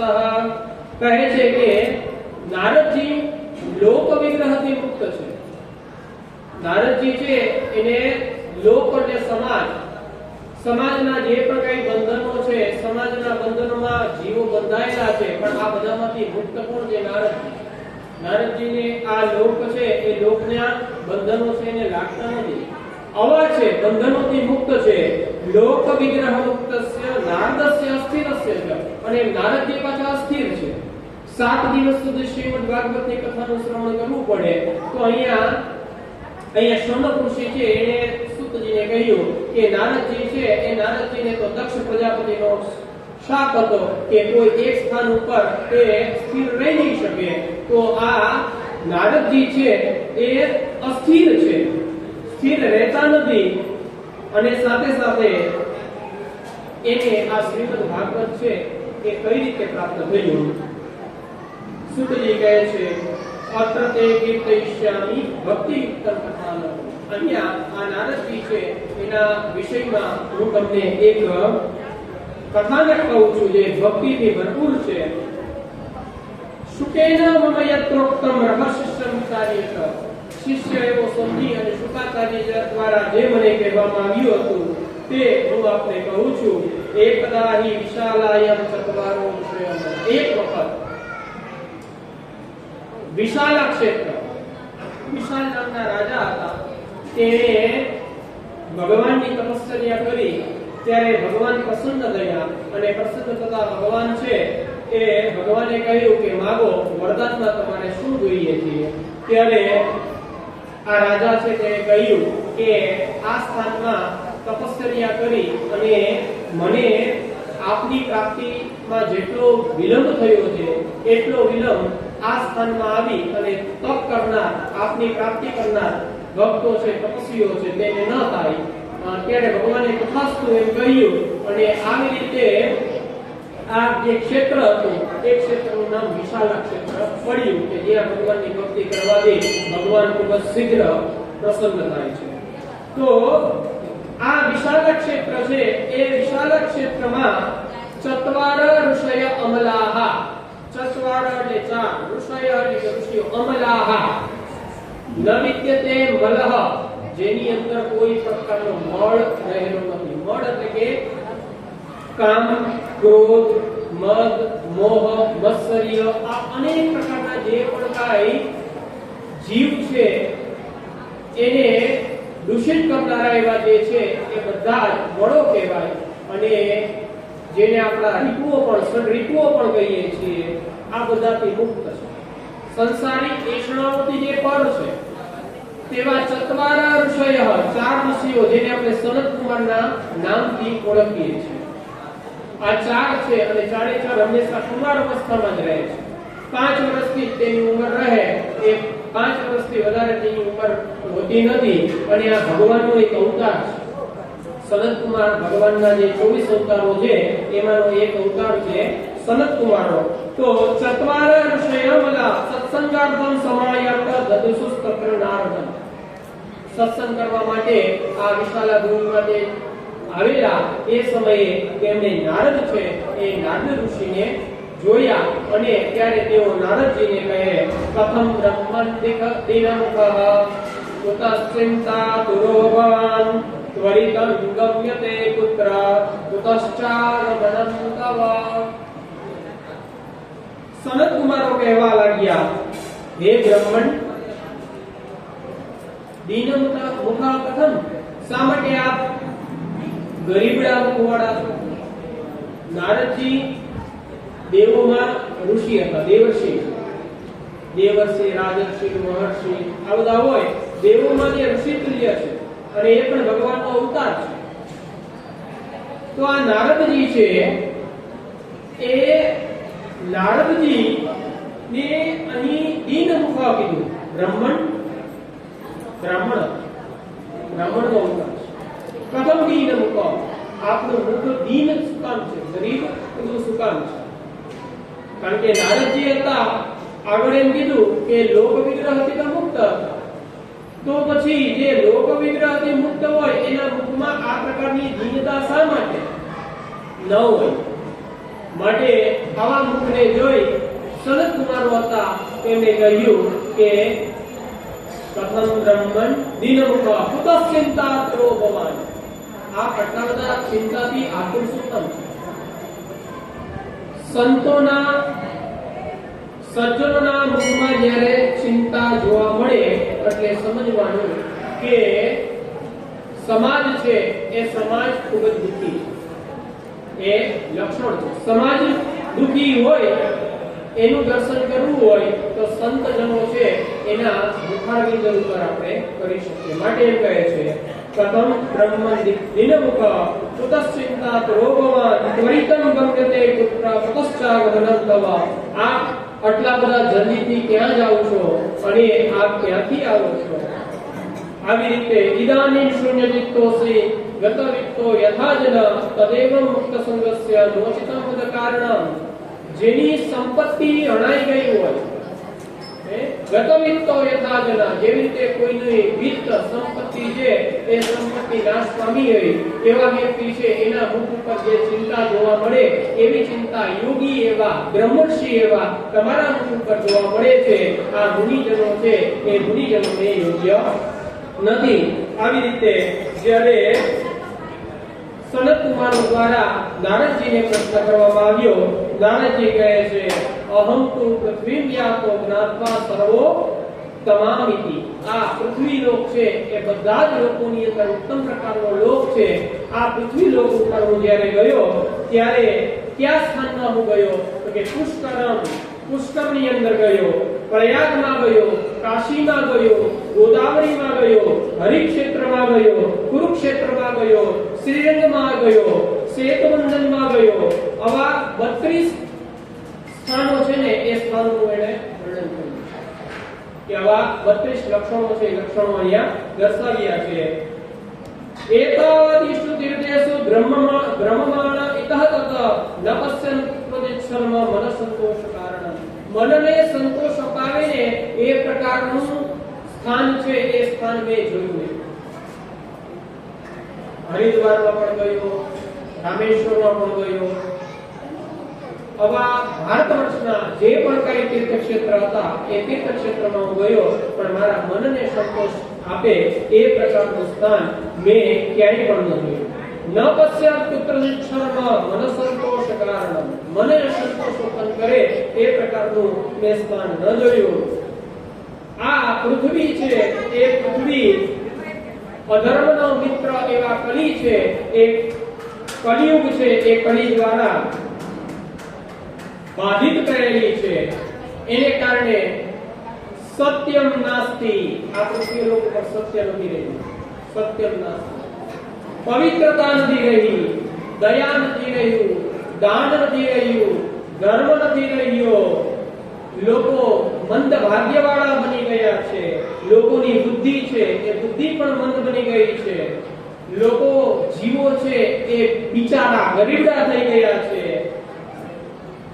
આ જગતની અંદર જ્યાં જ્યાં જે લોકોના મેં દર્શન કર્યા એ બધા શૂન્ય મનસ્કા, એટલે કે એ લોકોના મન છે એ જાણે કે શૂન્ય ન થઈ ગયા હોય એવા મેં જોયા. પાખંડ નિરતઃ સંત. આ જગતમાં મેં સંતોને પણ જોયા, પણ એ પાખંડીઓ જોયા. એ બધા પાખંડ કરનારા એવા મેં આ સંતોને જોયા. અને વિરક્તિઓ હતા એ પણ બધા પરિગ્રહ, બધી સંપત્તિઓને મેળવનારા એવા બની ગયા. તરુણી પ્રભુતા ગેહે શ્યાલકો બુદ્ધિ ગાયક. આ જગતની અંદર ગૃહસ્થીઓના મેં દર્શન કર્યા તો એ ગૃહસ્થીઓમાં જે સ્ત્રીઓ છે એનું સ્થાન કમન થઈ ગયું, પતિનું સ્થાન છે એ પ્રદાન થઈ ગયું. અને શ્યાલકો બુદ્ધિદાયક. શાળાઓ છે એ શાળાઓને બુદ્ધિશાળી સમજવામાં આવે. પોતાના ભાઈ, પોતાના પરિવારના લોકો છે એ પરિવારના લોકોનું ન માનતા શાળા છે એ શાળાનું કળિયુગની અંદર લોકો છે એ માનનારા બની ગયા. કન્યાનો વિક્રય છે તે વિક્રય જોયો. અને બ્રાહ્મણો પણ છે એ બ્રાહ્મણો પણ કેવા બની ગયા તો કે અન્નને માટે અસત્યને કરનારા બની ગયા. અર્થાત પણના લોભ માટે, અન્નના લોભ માટે તેઓએ પોતાનું બ્રાહ્મણત્વ છે તેને પણ છોડી દીધું. સાથે સાથે કહે છે કે કામિન્ય કેશ સુલિન્ય સંભવંતી કલાવ્ય એવં પશ્યન કલે દોષન પર્યટન. આ રીતે કળિયુગના જે બધા દોષો છે એ દોષોને મેં જોયા. અને આમ જોતા જોતા હું યમુના નદી છે તેના કિનારા પર આવ્યો અને ત્યાં મેં ભગવાન છે પરમાત્માની એક અદ્ભુત લીલા છે એ લીલાનું મેં દર્શન કર્યું. એ લીલા કેવી હતી? એકાતો તરુણી તત્ર નિષણ્ણાધિન્ય માનસા વૃદ્ધો પતિતો પાશ્વે નિશ્વસંતાન ચેતસ. એક મેં તરુણીને જોઈ. એ તરુણી અને એની પાસે બે વૃદ્ધ એવા પુરુષોને જોયા જે માંડ શ્વાસ લઈ રહેલા. સુસંતી પ્રબોધંતી રુદંતી ચ તયોગ્ર. આ સ્ત્રી છે એને જગાડતી હતી, એને બોલાવતી હતી, એને કોઈ પણ રીતે તે જાગૃત થાય એના માટે અનેક પ્રકારના પ્રયત્ન કરનારી એવી મેં સ્ત્રી છે તે સ્ત્રીને મેં જોઈ. અનેક પ્રકારની સ્ત્રીઓ છે કે વીંજળો નાખી, આ જે સ્ત્રી હતી એ સ્ત્રીને વીંજળો નાખી રહી હતી. દ્રષ્ટવા દુરાત સા અહમ કૌતુકેન તદંતિકમ, આ પ્રકારનું કુતૂહલતાપૂર્ણ દ્રશ્ય મેં જોયું એટલે હું તેની સમીપમાં ગયો અને ત્યારે તે સ્ત્રી હતી તે બોલવા લાગી. બાલો વાચ ભોવો સાધો ક્ષણં તિષ્ઠ મચ્ચિંતામ વિનાશય દર્શનં તવ લોકસ્ય સર્વપાગહરં વરં. હે સાધુ પુરુષ, ક્ષણવાર ઉભા રહો. ક્ષણવારની વાત કરી, કારણ કે સાધુ સજ્જનોની એક ક્ષણ છે ને એ પણ આપણા મુક્તિનું સાધન બની જતી હોય છે. માટે કહે છે કે હે સાધુ, ક્ષણવાર આપ ઉભા રહો. આપના દર્શન એ સર્વ અભહરમ, સર્વતા અભ એટલે પાપ એનું હરણ કરનાર. આપનું જે દર્શન થાય ને તો જીવ છે એ જીવના તમામ પાપો છે એ પાપોનું નાશ થાય છે. માટે આપ ક્ષણવાર અહીં ઉભા રહ્યો.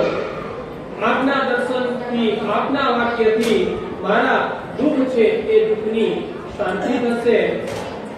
ભાગ્ય યદા ભાગ્યમ ભવેદ ભૂરી, જ્યારે પણ કોઈ પણ પુરુષનું સદભાગ્ય છે એ સદભાગ્ય થાય ત્યારે સજ્જનો છે એ સજ્જનોના દર્શન થાય. માટે આજે કદાચ મારું ભાગ્ય જ કર્યું છે. આમ કહી અને નારદજી છે કહેવા લાગ્યા, કાશીત્વમ સૌમિમો ચેમા નાર્યકા પદ્મલોચના વદદેવી સવિસ્તારં સ્વસ્ય દુઃખસ્ય કારણમ. નારદજી કહે છે કે હે દેવી, આપ કોણ છો? આ બધી કમળ સમાન જેના નયન છે, જે આપને વીંજળી રહી છે તે નારીઓ છે, એ નારીઓ કોણ છે? આપ આપના દુઃખનું જે કારણ છે એ વિસ્તારપૂર્વક મને કહો. ત્યારે ભક્તિ દેવી કહે છે કે મારું નામ ભક્તિ છે. આ બંને મારા પુત્ર છે. એકનું નામ છે જ્ઞાન અને બીજાનું નામ છે વૈરાગ. જ્ઞાન અને વૈરાગ્ય યુક્ત આ બંને મારા પુત્ર છે અને કાળના પરથી આ બંને છે તે વૃદ્ધાવસ્થાને પ્રાપ્ત થયેલા છે. ગંગા વગેરે નદીઓ, જેટલી ગંગા, સિંધુ, સરસ્વતી જે પણ કઈ નદીઓ છે એ બધી નદીઓ આ બધી આ સ્ત્રીના રૂપમાં રહેલી છે. મારી સેવા માટે અહીં આવેલી છે. છતાં પણ મારું અહીંયા કલ્યાણ છે, કલ્યાણ દેખાતું. અત્યારે હું તમને આ મારું વિસ્તારપૂર્વક મારી વાર્તા કહું છું. ઉત્પન્ના દ્રવિડે, હું દ્રવિડ દેશ છે એની અંદર ઉત્પન્ન થઈ. ત્યારબાદ કર્ણાટકની અંદર મારી બુદ્ધિ થઈ. આ ભક્તિ દેવીનું આખું આખ્યાન છે. મહારાષ્ટ્રની અંદર આવી અને ત્યારબાદ પશ્ચિમ મહારાષ્ટ્રની અંદર ભક્તિ છે એની સ્થિર હતી. ગુર્જરે જીર્ણ કામ કરતા ગુજરાત પ્રદેશમાં આવી અને ત્યાં હું વિનાશ પામ્યો. ગુજરાત પ્રદેશ એટલે કે આપણો જે ગુજરાત છે એ નહીં, ગુર્જર પ્રદેશ આપણો એનું વર્ણન જ્યારે લખાણું ત્યારે ગુજરાત છે, બૃહદ ગુજરાત જે કહેવાય સૌવીર એવા દસ આપણે પ્રથમ સ્કંદના 10મા અધ્યાયમાં ગુજરાત માટે શબ્દ વાપર્યો છે સૌવીર. વૃંદાવનની બાજુમાં આવેલું એક ગુજરાત ગુર્જર પ્રદેશ છે તેનું અહીં વર્ણન છે. તો કે પશ્ચિમ મહારાષ્ટ્રે ગુર્જરે જીર્ણતાંગતા, ગુજરાત આ પ્રદેશમાં ગુર્જર પ્રદેશમાં હું આવી અને ત્યાં હું જીર્ણ થઈ. પાખંડીઓ તત્ર ઘોર કલયુગા, આ કળિયુગ છે એ કળિયુગને કારણે ત્યાં પાખંડીઓ છે એ પાખંડીઓ દ્વારા હું ઘેરાય. કળિયુગ છે, કળિયુગની અંદર ભક્તિ છે એ ભક્તિ આપણને સાચી જોવા નથી. પાખંડીઓ દ્વારા કપટ કરીને છળકટ કરી અને ભક્તિ છે એ ભક્તિનું દર્શન આપણને ત્યાં થાય છે. માટે કહે છે દુર્બલાહમ ચિરમ યાતા પુત્રાભ્યામ સહ મંદતા વૃંદાવનમ પુનઃ પ્રાપ્ય નવીનેન સ્વરૂપી. ફરી પાછી વૃંદાવનમાં આવી અને વૃંદાવનમાં આવતા મારું આજે મૂળ સ્વરૂપ હતું એ સ્વરૂપ પાછું આવી ગયું. હું ફરી પાછી તરુણી બની ગઈ. વૃદ્ધ થયેલી એવી આ વૃંદાવનને એ પ્રાપ્ત કરે છે ત્યાં તે યુવતી બની ગઈ, પરંતુ મારા આ બંને પુત્ર છે એ બંને પુત્ર એ વૃદ્ધ જેવા છે. શા માટે આ વૃદ્ધો થયા છે એ હું જાણતી નથી. એનો મેં તનયો આ બંને મારા જે પુત્ર છે તનય અને પુત્ર એ બંને વૃદ્ધો છે એને હું જાણી શકતી નથી. માટે હું આ શોક કરું છું. મારા મનનું જે પણ કાંઈ આશ્ચર્ય છે એ આશ્ચર્યને દૂર કરવા માટે આપ યોગ ના ભંડાર છો એવા હે નારદ, હે ઋષિ, હે સંતવર્ય, આપ કૃપા કરી અને મારા મન છે એ મનનું સમાધાન કરો. ત્યારે નારદજી કહે છે કે દેવી ભક્તિ આપ નિર્દોષ છો. કારણ કે નારદજી તો ત્રિકાલજ્ઞ હતા. તેણે જોયું અને કહ્યું કે હે દેવી આપ નિર્દોષ છો. હું આપની આ સર્વ બાબતોના મારા દિવ્ય જે જ્ઞાન છે, મારી જે શક્તિ છે એ શક્તિ દ્વારા હું જે જોઈ રહ્યો છું, મારા અંતરાત્માના વિચારે જે હું જોઉં છું એ રીતે આપે જરા પણ ખેદ કરવાની, દુઃખ કરવાની જરૂર નથી.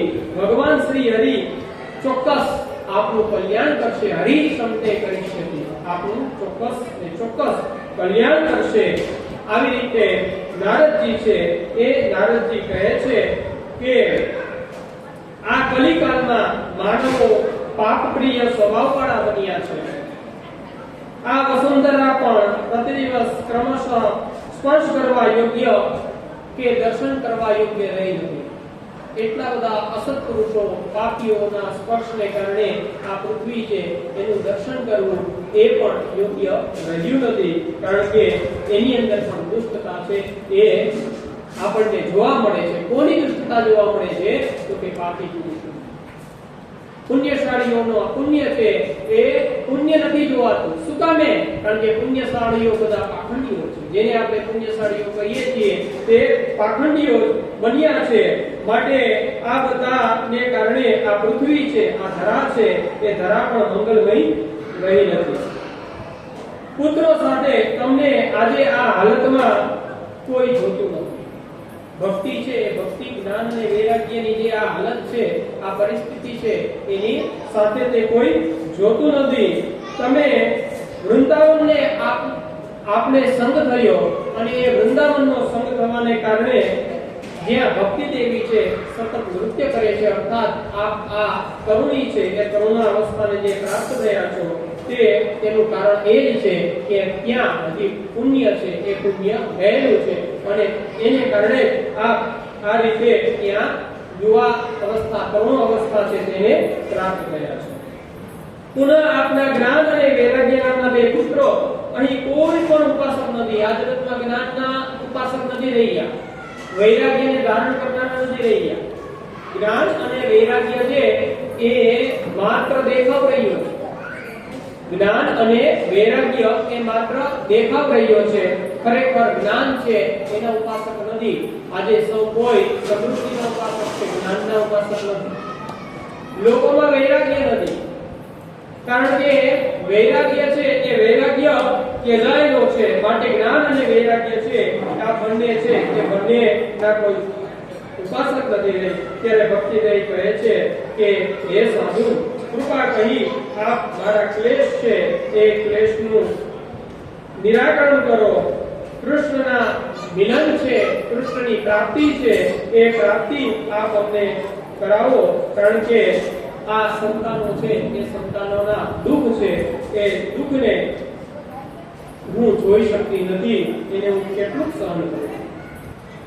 હે નારદજી, આ પૃથ્વી ઉપર તો અત્યારે પરીક્ષિત રાજા વિરાજમાન છે અને પરીક્ષિત રાજા છે તેને તો કલિયુગનો નિગ્રહ કર્યો છે. માટે આ ધરા ઉપર અત્યારે પરીક્ષિત રાજા છે. કથમ પરીક્ષિતા રાજના સ્થાપિતો હિ અશુચિ કલી, અને તેણે આ અપવિત્ર એવા કળિયુગ છે એ કળિયુગને શા માટે આ પૃથ્વી ઉપર સ્થાન આપ્યું? કારણ કે કળિયુગ છે એ કળિયુગની અંદર ધર્મ છે એ ધર્મ કળિયુગનો મિત્ર છે, નથી રહ્યો. અધર્મ એનો મિત્ર છે. તો આવા અધર્મથી યુક્ત એવા કળિયુગ છે, એ કળિયુગને પરીક્ષિત રાજાએ સ્થાન શું કામે આપ્યું?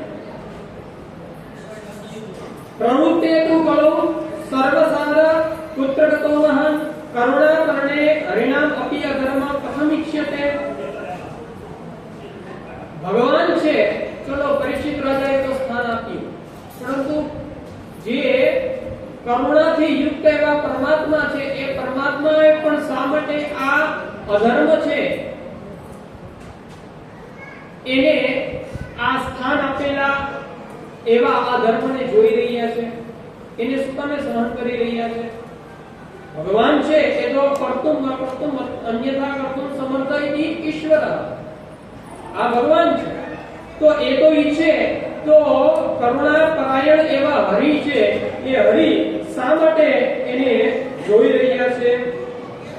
આ કૃપા કરી મારા આ સંદેહ છે એ સંદેહને સિંધીનો અર્થ થાય કાપીનો નાખો એટલે જળમૂળમાંથી કાઢી નાખો. સિંધી જરા પણ એમાં ક્ષણ માત્ર પણ રહેવાનું નથી. ઇમમ મે સંશયમ ચિત્તિ તદવાચા સુખિતા અસ્મિહમ. અને આપના વચનથી હું ખરેખર સુખી છું. ત્યારે નારદજી કહે છે કે હે ભક્તિ, જો આપ મને પ્રેમથી પ્રશ્ન કર્યો છે તો હવે આ પ્રેમથી આનું સમાધાન છે એ સમાધાન પણ આપ સાંભળો. હે ભદ્રે, હું આપના સર્વ પ્રશ્નોનું સમાધાન કરીશ અને એ સમાધાનથી આપનો જે ક્લેશ છે, આપને જે દુઃખ છે એ દુઃખ હું દૂર કરીશ. ભગવાન સાધનોનો નાશ કરનારા એવા ભગવાન છે. શ્રી કૃષ્ણ જ્યારથી આ ભૂલોકનો ત્યાગ કર્યો ને, નિજ ધામમાં ગયા, ત્યારથી આ કળિયુગ છે એ કળિયુગે આ ધરા ઉપર, આ પૃથ્વી લોક ઉપર આવી અને વાસ કરેલો છે. અને આ કળિયુગે આ ધરા ઉપર પ્રવેશ કરેલો છે ત્યારે એકવાર દિગ્વિજય માટે નીકળેલા એવા પરીક્ષિત રાજા છે, એ પરીક્ષિત રાજાએ આ પૃથ્વીમાં પ્રવેશેલા એ કળિયુગને જોયેલું. ત્યારે એ કળિયુગ છે, એ કળિયુગ આ રાજા છે એ રાજાની શરણમાં રાંત બની, દુખી બની, વિચારો અને ગરીબડો બની અને એના શરણમાં ગયો. ત્યાં જઈ અને કહેવા લાગ્યા કે હે રાજા, આપ મારું રક્ષણ કરો, આપ મને સ્થાન આપો. ત્યારે પરીક્ષિત રાજા કહે છે કે જેવી રીતે મધુમક્ષિકા છે એ વિવિધ પ્રકારના ફૂલો છે, એ ફૂલોમાંથી સારને ગ્રહણ કરે છે, તેવી જ રીતે આ કળિયુગ છે એ કળિયુગમાંથી પણ સાર છે એ સારને ગ્રહણ કરવો પડે. જીવનનું સાચું ફળ ભગવાનની પ્રાપ્તિ છે. આ ફળ જે તપથી, યોગથી કે સમાધિથી નથી મળતું, તે ભગવત પ્રાપ્તિ નામનું દિવ્ય ફળ કેવળ શ્રી કૃષ્ણ ભગવાનનું નામ સંકીર્તન કરવાથી આ કળિયુગ છે એ કળિયુગમાં મળશે. તો કળિયુગની અંદર સાર તત્વ શું છે કે ભગવાનની પ્રાપ્તિ છે, ભગવાન નામ અથવા તો તેનું સંકીર્તન કરવાથી મળે.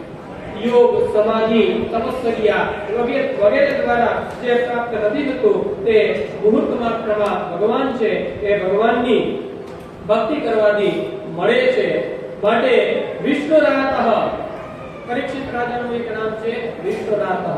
ભગવાનને જ્યારે માતાના ઉદરમાં હતા ત્યારે ભગવાને ચતુર્ભુજ સ્વરૂપમાં રહેલા એ પોતાની ગદા ફેરવતા એ સ્વરૂપનું દર્શન કર્યું અને જ્યારે જન્મ થયો ત્યારે એનું દર્શન કરતા હોવાથી તેનું વિષ્ણુરાતઃ એવું નામ છે એ પડેલું છે. તો આ પરીક્ષિત રાજા છે, તે પરીક્ષિત રાજા શા માટે એમને આ સ્થાન આપ્યું? તો એમાં કહે છે કે આ જેવી રીતે મધુમાખી છે એ સાર ગ્રહણ કરે છે, એવી રીતે આ કળિયુગ છે એ કળિયુગમાંથી પણ સાર ગ્રહણ કરવો જોઈએ. ભક્તિ દેવી વિશ્વના સમસ્ત પદાર્થોમાંથી જેમ સાર ચાલ્યો છે, એવી જ રીતે વિપ્રોએ પણ કેટલી મોટી ધાન્યને માટે આ સાર છે એ સાર એટલે કે કથા સાર છે એ કથા સારને વેચી દીધો છે. એ પણ કથા સાર યથેચ્છ ફળની પ્રાપ્તિ માટે કહેવા લાગ્યો છે. અતિશય ઉગ્ર કર્મ કરનારા, સર્વથા નાસ્તિક, ધર્મ કર્મ અને ઈશ્વરને ન માનનારા એવા રૌરવ નરકના અધિકારી જનો પણ તીર્થોમાં આવી વસ્યા છે, તેથી આ જગતમાંથી તીર્થની અંદર રહેલો સાર છે એ તીર્થ સાર પણ જતો રહ્યો છે. કામ ક્રોધ મહાલોભ તૃષ્ણા વ્યાકુલ ચેતસ એ તિષ્ઠંતિ તપસી તપસ્સાર તતો ગત. તપનો સાર પણ ગયો, કારણ કે તીર્થ તપશ્ચર્યા માટે પણ કામ ક્રોધ વગેરે આ બધાથી યુક્ત એવા એ લાલસાઓ માટે બેસેલા હોવાથી એનો સાર પણ ગયો. આવી રીતે ધ્યાન યોગ ફળ છે તે પણ પ્રાપ્ત થતું નથી. પંડિતાસ્તુ કલત્રેણ રમંતે મહિષાઈવ પુત્રસ્ય ઉત્પાદને દક્ષ અદક્ષ મુક્તિ સાધને. પંડિત લોકો છે જેને શાસ્ત્રોની સાથે જ્ઞાનની સાથે રમણ કરવાનું હોય, તેઓ સ્ત્રીઓની સાથે રમણ કરવામાં રત રહ્યા અને મુક્તિના સાધન છે એને ન જોનારા, એને પરાયણ ન રહ્યા માટે આજનો આ સમય છે એ સમયના આ બધું જોવા મળે છે. નહીં વૈષ્ણવતા પુત્ર સંપ્રદાય પુરસ્સર. અલગ અલગ પ્રકારના સંપ્રદાયો આપણને જોવા મળે છે, પણ આ સંપ્રદાયોમાં વૈષ્ણવતા છે એ વૈષ્ણવતા ક્યાંય જોવા મળતી નથી.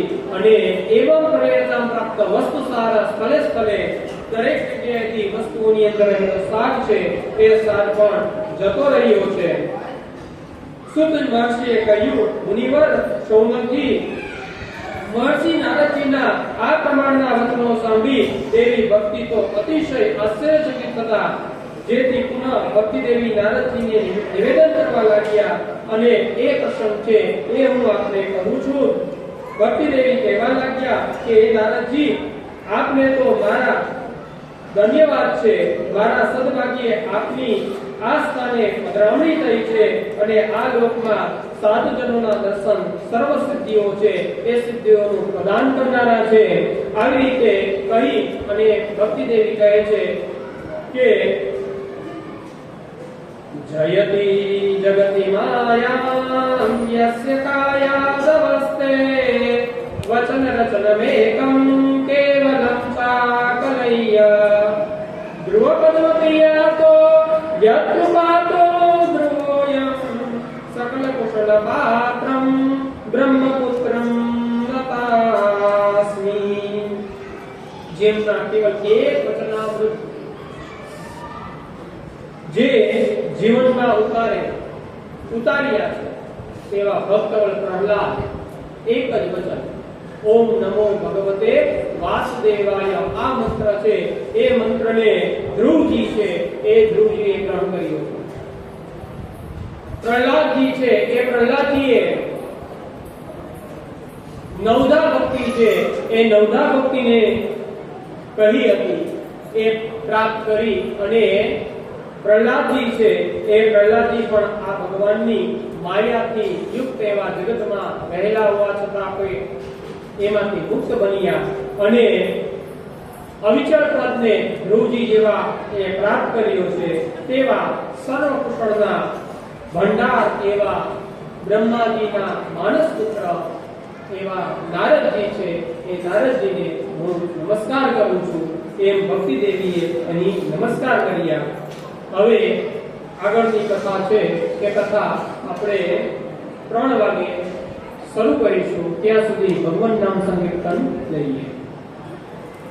ઓમ નમો ભગવતે વાસુદેવાય.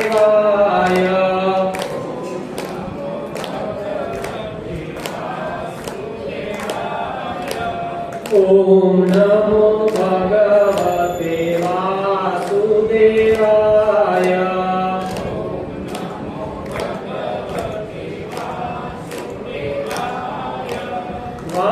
વાસુદેવાય હરિ વાસુદેવાય.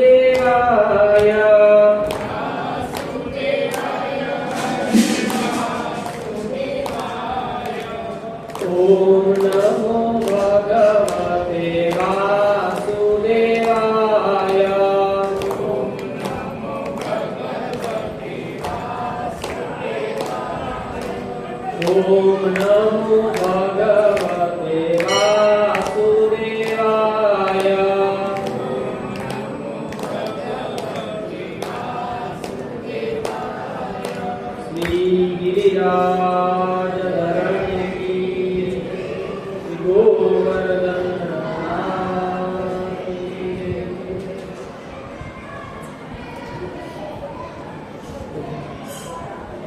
3 વાગ્યે આપણે સમયસર ફરી પાછા આપણે અહીંયા જરકસું બેસી કથાનો સમય અને પ્રસંગ છે એ પ્રસંગ સારી રીતે આગળ વધીશું.